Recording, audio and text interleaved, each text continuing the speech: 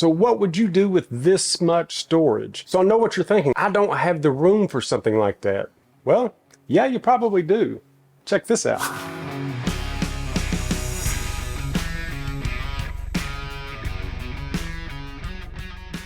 All of that storage that you just saw is now compressed down to 29 square feet. Do you have an extra 29 square feet in your garage or workshop? So one of the neatest things about this unit is that it is customizable and it is mobile. You can pull out one section at a time, get what you need, and then collapse everything back to the way that it was. So how did this concept come to life? So recently in our Patreon community, we've been talking about workshop and storage problems. And I've came to the conclusion that one of the biggest problems that we're having is that the standard built-in against your wall storage system is pretty much eating up all of your wall space. So with that in mind, I designed this system to use up every inch of space all the way up to your ceiling. If you decide to enclose yours in like mine, the super cool thing is you get your wall space back. Another thing that I wanted to do with this system was give you the option to actually conceal everything. I know that in most garages, people use the solid sided totes. We just do that to hide all of our junk that's inside. Well, there's a problem with that. Not only are you hiding it from anyone that comes into your garage, but you're also hiding it from yourself. And 6 months later, you have no clue where you put what. If you ever noticed in my workshop, all of the bins underneath of my tables are clear. And the reason for this is so I can see what's inside. I can just glance down and actually see what's inside each bin. So with this system, you can still use clear totes, but if you already have this style of bin or prefer these, it'll work with these as well. And one of the best things about this design is if you use multiple smaller storage bins, they don't get hidden in the back. You can actually pull these out, walk around, and actually see what you have in any storage container on the shelves. So whenever I say that it's a multi-unit storage system, I mean you can essentially build as many of these units as you would like, and the sizes that fits the storage devices that you want. So in this video, I'll be teaching you how to build all three of these sizes. We have one that has a 16-inch shelf, another that has a 24-inch shelf, and one that has a 26-inch shelf. So besides the width, pretty much everything else will be the same for each one of these units. The frames will all just be a couple of inches over 6 foot tall and 55 inches wide, meaning that they will fit in almost any workspace. And if you're curious about the container sizes that I've used, I'll make sure to link each one in the description. And again, this thing is fully customizable, so if you just need all 24-inch shelves, then build as many units as you would like just that size. Or if you would like to keep going down a whole wall with this, you could do that. It would be a crazy amount of storage, but you could do it. Or if you didn't want to box this in at all, you don't have to. So I'm about to teach you step by step on how to build this system. But as always, if you are a plans in the hand type of person, head over to my website. I'll throw a link in the description and you can pick up the plans there. So now that I've shown you how this system works, let me teach you how to build it. So for this first unit, I'll be teaching you how to make the one that has the 3 shelves that are 2 foot wide and 4 foot long. This is the size that I found that will be perfect for the 64 quart totes. Regardless of the width of the unit that you decide to build, they will all be 55 inches long and 74 inches tall. All right, so if you notice something different today, you know, maybe the camera is moving a little bit or we're getting different types of shots, it's because I have someone besides Stickley in the shop with me today. So I have Ethan here helping me out in the shop today. He's actually been with the channel for quite some time doing a lot of the behind the scenes work, but today he is coming out of isolation and going to be helping me out in the shop. So how much woodworking knowledge do you actually have? Really just anything I've gained from watching the videos. Past that, zero, nothing. All right, well, we will teach you along the way. All right, so super excited to have Ethan here with me in the shop. Again, it's going to help me to keep my sanity. So if you hear me talking to, you know, somebody in the corner or something like that, it's not just me going crazy. There is actually another human being in here today. So let's go ahead and get started with this build. The first thing that you're going to need to do is obviously get your material. So again, like always, whenever you're picking out your lumber for your builds, take the time to pick out the straightest boards that you can find with the least amount of knots. Now, that's almost impossible these days, so we'll work with what we have. So for all of these units, I'll be using 8 foot 2x4s and 1/2 inch plywood. In hindsight, you could actually decrease your waste factor by buying 10 or 12 foot 2x4s, but you know what they say about hindsight. So after picking out the straightest boards that I can find, now I need to pick out the straightest of these boards to be my vertical boards on the outside corners. Since you're kind of new to the shop, if you ever get cold in here, you can just stand in the corner. It's always 90 degrees. See, finally, I've got somebody in here that may appreciate a good joke. Not Stickley anymore. Yeah, sorry, Stickley. All right. These work. Now with our 4 uprights picked out, let's go ahead and take them over to the miter saw and get those cut down to 74 inches. So I'm sure just like anyone else, you have storage issues as well. If you want me to try to figure out a solution for the problem, drop it down into the comments and I'll see what I can come up with. So now with our 4 uprights cut, next we'll be cutting our horizontal boards. Each one will be 55 inches long and you will need 6 of these. If you're wondering why I decided to add this to the cutoff end, is take a look at that. And since knots are prone to creating a weak spot and breakout, let's go ahead and just cut those off. So next, let's go ahead and cut 6 boards, which are going to be our spacers, and they're going to be 21 inches long. And the last of our 2x4 cuts, we'll be needing 8 boards that are 31 3/4 of an inch long. These will be our shelf supports. Okay, so now that we have all of our parts cut, the first thing that we are going to assemble will be the shelf frames. And for that, we're only going to be needing our 55-inch boards and our 21-inch boards. I'm going to go ahead and get the rest of these off the table just to give us a little extra room. So our shelf design is going to be laid out like this. We'll have a 55-inch board on each side, and then our spacers will be 3.5 inches from each end. So with this design laid out the way that it is, this will be a perfect fit for our 2-foot by 4-foot shelf. So to attach your spacers to your horizontal boards, you can do this a couple of different ways. You can either screw these in straight from the end, or you can do like I'm going to do. I'm going to head over to Craig's Foreman and throw in some pocket holes. And if you've decided to use pocket holes, set everything up for a 2.5-inch screw. And you can do this on any of Craig's pocket hole jigs. Ethan just yawned. That means time for him to go to work. I don't know how precise this is going to be. You'll be all right. I think I like this gig. What? Oh no, keep working. Okay.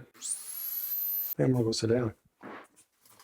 Now, this is how it's supposed to be. How's it going over here? Not too bad. Not bad. You're pro. So now that we have our pocket holes and our spacers, let's go ahead and attach these to our horizontal boards. Again, for the spacing, we're going to be 3.5 inches from each end. You can either measure this out or a little tip. Just use a piece of 2x4 scrap as your spacer. And this is what it'll look like. So let's make 2 more of these.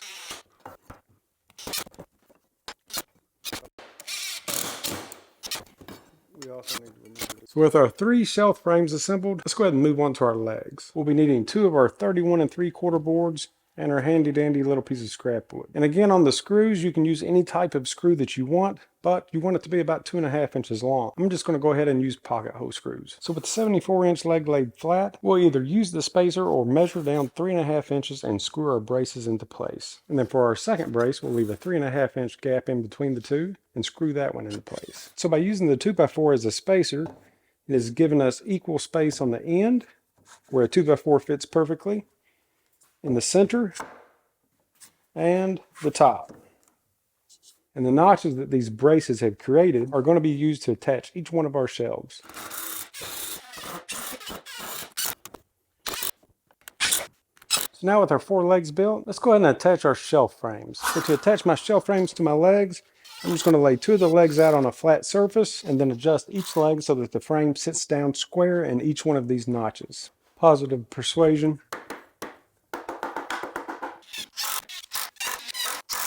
So once the shelves are attached to our first 2 legs, for the other 2, you can either put it on top, just like this, or you can do what I'm going to do and actually flip the whole thing over and put it on just like I did this one. The only difference would be, if I did it this way, you would have exposed screws on this side. If I flip it over, they're all going to be on the inside. So just your preference.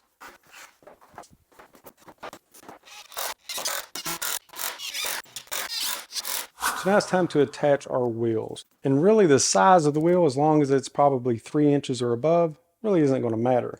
I'm going to go ahead and put 5-inch wheels on mine just because I want it to sit a little bit higher. It's going to fit my area a little bit better. But if it were going into any other type of application, I would just use these standard 3-inch wheels. And if you're following the plans on this, the heights and measurements will all be based off of your 3-inch casters. Regardless of what size caster you choose to use, you'll need 2 that swivel, like this. They have little ball bearings in there. The 2 that swivel, you want them to have a lock, and they're going to go in the front. The one that I'm actually going to be putting on right now, picked up the wrong ones, and they're not the locking casters, so I'll have to change those later. The 2 casters for the back, They do not swivel. They'll just be straight casters. And I chose straight casters for the backs. That way, whenever we go to pull these units in and out, they'll actually go straight in and out. But if you wanted to pull them all the way out so you can move them around your garage, then you could do that. So to install these casters, I'm going to line it up with my front edge, mark the centers of all of my holes, and I'll pre-drill and install using 1/4-inch lag screws that are 2 inches long and a washer.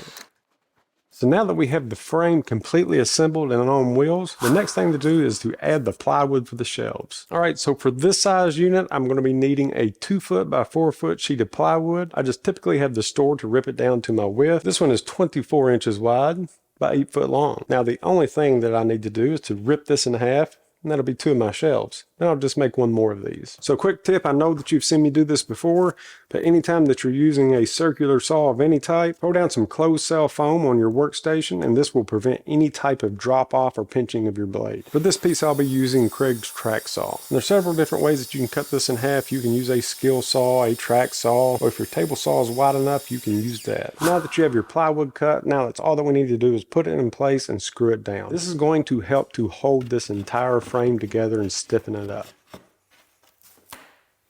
Caught me. And speaking of frames, if you're wondering why I designed the legs like this, it's kind of like designing the frame for a door or a window of a house. The way that the spacers connect to the shelves all the way to the bottom is transferring this weight from shelf to shelf all the way to your floor. Just makes for a lot more sturdy design. So now that all of my shelves are in and squared up, I'll just attach these to the frame just using 1-inch screws spaced about every 16 inches apart. Really just about any type of screw will work, but you want the head to actually sink into the wood a bit. And for the ends, I'm just throwing a screw in each corner and the 12-inch mark. So once you have all your screws in on all 3 levels, it can actually be used as is right now. But I'm actually going to go a couple steps further with this by adding pull handles and some plywood on the front just to make this storage unit a little less noticeable. But again, that's just my preference. It's perfectly fine just as it is. But if you're wanting to make each one of these units like a hidden drawer, then it's going to take a couple of extra steps. So like I said at the beginning, I designed this particular shelf for the 64-quart totes. But if you wanted to use the 27-gallon totes, the height will fit perfectly. It's just the width that you're going to have to change just a bit. As you can see, I'm flush on my left side, which is leaving me about 2 inches of overhang on the right-hand side. Well, I really can't have the overhang with this type of system, so you'd have to make this unit just a little bit wider. The only things that you would have to change with this would be your support lengths. So instead of a 21-inch long support, you would need 23-inch long supports, which then means that you would have to change the width of your plywood. And that's really about it. So with those 2 simple changes, you could easily design a unit that would hold any size tote. Yeah, so we'll set up over there. Dude, did you cut one? No, man, something stinks. That is a shop no-no. I mean, come on, man. So with our first one made, let me show you how to make the narrow version with 4 shelves. No matter the style that you're building, we're still going to keep our exterior frame the same. So our horizontal boards, they're still going to be 55 inches long. Our vertical boards are all going to be 74 inches. This will make all of our units the exact same height. So the changes that you're going to need to make to accommodate different size shelves or totes are going to be mainly just here in the spacers. And for this unit, since it's only going to be 16 inches wide, I'm going to reduce my spacer length to 13 inches. So just like we did for the last unit, we'll get all the shelf brackets assembled. I'm actually going to make 4 for this one because I'm going to put these shelves a little closer together, and then we will assemble our legs. And this is where our second change is going to come in. You adjust the height between the different shelves by adjusting your spacers. So since I want 4 different shelves on this unit, I've increased the spacer length to 20 inches. I'm going to go ahead and get these installed. So now that we have all of our frame parts put together, let's go ahead and get this thing assembled. Little tappity tap. Anyone know that movie? I'm going to assemble this one the exact same way, with the only difference being we'll be adding the extra shelves. Okay, so we ran into a little bit of a problem here, which dealing with 2x4s these days, you know, you cannot find straight ones, so these are just the problems that we're going to have to live with. What is happening is this vertical board has a bit of a bow to it, so it's wanting to pull in. I know that the length of this board is correct, but if you look at the ends, they're not matching up, and it's tight. Do not have screws in this shelf, do not have screws in this one. I need to push this board out so it will line up with the outside of the top shelf. So if you have a clamp long enough, then you can just do this with a clamp, but I'm going to do this with a piece of scrap wood. I'm going to throw it in between the 2 boards, and then I'll take a squeeze clamp take off the end and reverse the setting. So with our end reversed and locked into place, now our clamp that's typically used for squeezing and holding things together can be used to push things apart. All right guys, so while I'm putting this together, I just wanted to show you something that I've discovered. So I was curious and I looked up how many people watching were actually subscribed to the channel. And only 29.3% of people watching right now are actually subscribed. If you enjoy the channel, what you're watching, or taking anything away from it, then do me a favor and support the channel by hitting my logo or the subscribe button in the bottom right hand corner. Just think, if everyone actually subscribed that watched, the possibilities would be endless for this channel. So now that we have the frame assembled, the only thing left to do is add these shelving boards. And for the plywood, that's all that you'll need to do is rip this down to 16 inches wide by 48 inches long. Once those are cut, you're ready to install. So what'd you think about working in the shop today? I actually did enjoy it. I learned a lot, so hopefully I can use that moving forward. Next build yours. All right, it's easy. It's easy. We'll see about that. Yeah, next build yours. So we have our different size units made, and if you notice that the camera's not moving anymore, well, Ethan bugged out on me.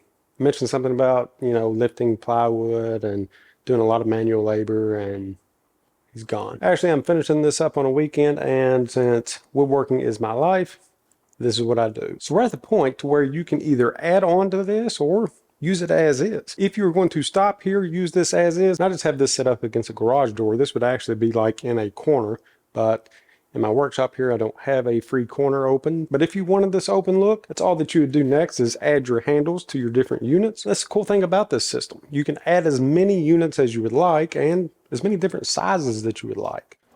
Now that they're all together, you can kind of see how things will work. If I needed to pull a tote, however, then whenever I'm done, just put it back in. If you've decided that you want to close this system in with plywood or OSB, there's a couple of things that we're going to do to these carts just to make the system work a little more smooth. But just an FYI, if you're planning on getting the plans for this, it will not include putting the sheeting on, so you'll have to go by what I'm about to show you. And the reason why is because all different types of plywood or even our 2x4s could be a little bit off.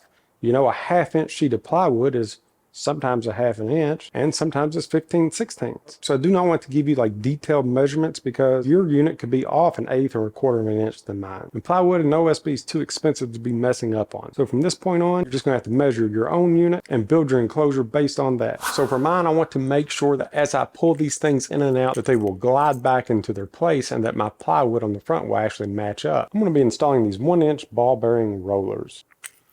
But anyway, before we install these ball bearing rollers, we're going to need to install a 4-foot board on each side of the bottom shelves on all of our carts.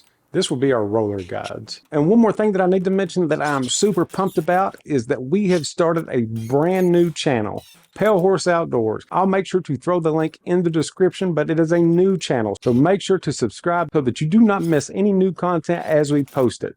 Let's get back to the video. I'll install 2 of these on each side of the center cart, one in the front, one in the back, and then I'll be installing 2 of these on the inside cart that will be touching the wall. And the next step is going to be to enclose this in with either plywood or OSB. For mine, I'm going to use a 1/2 inch plywood. Now this step is going to be customizable to your garage or your workspace. Everyone's ceiling height is a little bit different, but I'll be taking this unit out of my shop and installing it into my garage. So for right now, just to picture the way that it's going to be laid out, the cart closest to this garage door will actually be up against a wall whenever it's in my garage. So this cart and this front will be exposed. The backs of these will be against another wall. So I want to cover this exposed side as well as cover my fronts. Essentially, I kind of want this to look like a box with drawers. So this is a part where you will have to customize it to fit your workspace. So to determine the height of the siding that you're going to use, all that you have to do is measure from the bottom of one of your legs up to the height of your garage ceiling. Then I would subtract maybe 1/4 inch, giving you a little bit of space there. So let's go ahead and get this outside cart siding on. So we've already attached a 4-foot 2x4 to the bottom shelf. Now I'm going to do the exact same thing for the middle shelf and the top shelf. This is going to give us a flat surface to screw to. So now with those installed, let's go ahead and get our sheeting on. So to fit my garage, the sheets need to be 87 inches long. I'm going to start on the front installing a sheet that is 4 foot wide, and then I'll put a 7-inch strip onto the back. So I'm planning on hanging some things off of the side of this, so I'll be putting screws in at every shelf level. Okay, so now you can start to see how this is going to work. So this is the outside or the exposed edge. The back will be against the wall, so you won't be able to see anything there. and this right hand side is going to be up against the wall. So now we'll be putting our fronts on, and it's all going to depend on the width of the cart that you decided to use. Each cart will have its own front that will be the same height as our first sidewall. But before you put these fronts on, you need to decide how far up you want your handle to be, and then install your brace board that goes across the front opening. This will give your handle something to screw into for support. So whatever height that you have decided to install your handle supports, they'll be the same width as the shelf spacer for that unit. I'll be installing mine using pocket hole screws, and I can put them facing out because we're just going to cover it up. So now that we have our handle supports installed, we will be installing the front panels. So the front panels for each one of these carts are going to be a little bit different. So for this outside cart, I have to take into consideration the plywood that we put on the outside of this. Again, I used a 1/2 inch plywood. You may be using 3/4 or 5/8. So that's all that you do is measure from the outside of your plywood to your inside edge. So for me, that's going to be 27.5. And notice that there's a gap between the carts on both sides from the ball bearing slides that we installed. So they were 1-inch ball bearing slides, but with the housing, it actually leaves right around 1.25 inch gap. So what I'm going to do is I'm going to leave 1/4 inch gap in between my units. And since this was 1.25 inches, I'll just add an extra inch to each side of my middle panel. So for the 2 outside units, I'll be cutting my material just to line up with the edges. And then for the inside unit, I'll have 1 inch of overhang on each side. If you're wondering about my little cart here, just kind of help me hold these things up since I'm working by myself. Thanks a lot, Ethan. It's all that I've done is just taking a little, cheap roll cart and then just added scrap wood to it until I built up to my height. Just little stuff like this comes in super handy when you're working with larger pieces. That way you don't have to wrestle this stuff around. And that's all that I'm doing here with this level is making sure that my screws are equal distance. Yeah, I'm one of those kind of people. I like my screws to be symmetrical. So this outside box will be the only place where my plywood's actually going to be meeting at a corner. Since the height of the plywood is actually higher than the shelf, I want to tie those pieces together at the top. And to do that, I'm just going to use a piece of scrap 2x4. I'll just slide the 2x4 down into the corner and then insert a couple of screws from each side. This will just lock those 2 pieces of plywood together at the top. You know how it goes. It's a dad thing, you have to shake it and be like, that's not going anywhere. So that's not going anywhere. The only thing left to do to this unit is going to be to add the handle on the front. And then we'll just repeat this process for these 2 and we're pretty much done. It's coming together. So if you're still watching this, you've made it to the end of the video, and most people actually don't wait to the end. So I want to know who actually watched it to this point. Oh yeah. One more. Uno más. So before you leave your comment about the storage solutions, just write the words I did and then your comment. And then I'll know who made it to the end and who to respond to first. Again, thank you guys so much for watching, and until next time, we'll see ya.